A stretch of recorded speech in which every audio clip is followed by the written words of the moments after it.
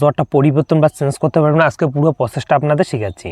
তুমি যদি ফেসবুকের পাসওয়ার্ডটা ভুলে গেছো বা তোমার পাসওয়ার্ডটা কোনো মনে নেই, তারপরেও চেঞ্জ করতে পারবেন, এবং যদি আপনার আগের পাসওয়ার্ডটা মনে আছে তারপরেও চেঞ্জ করতে পারবেন।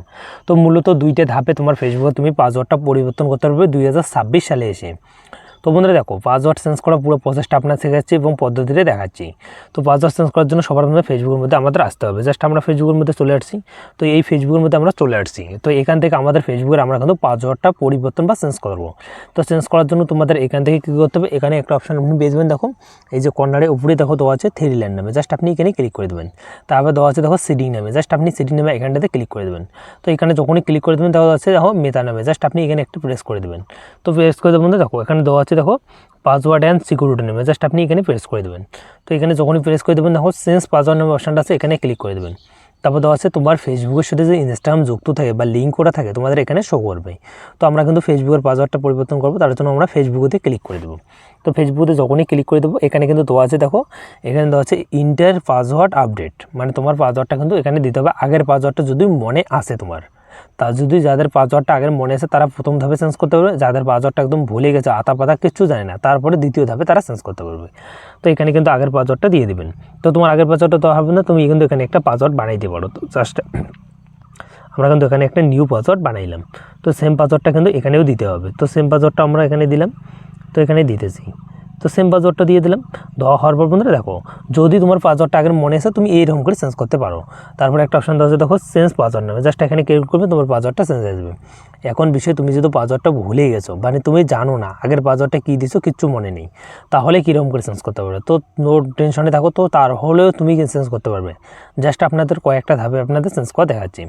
তো দেখো, আমাদের যেহেতু আমাদের আগের পাসওয়ার্ডটা মনে নেই, আমরা কিন্তু ফরগেট করে চেঞ্জ করবো। আমরা কিন্তু আগের পাসওয়ার্ডটা ফরগেট করে চেঞ্জ করবো।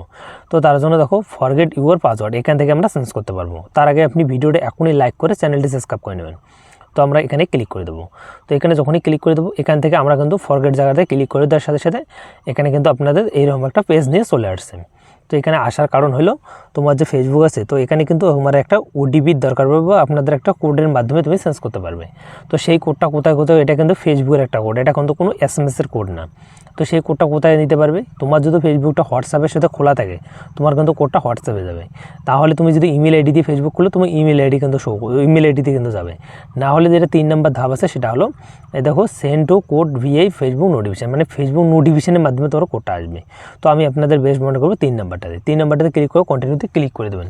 জাস্ট কন্টিনিউতে যখনই ক্লিক করে দেবেন, এখানে কন্টিনিউতে ক্লিক করে দেবেন, তো দেখো ইন্টার এ কোড, মানে তোমার একটা কোড কিন্তু এখানে চলে আসছে দেখো ফেসবুকে।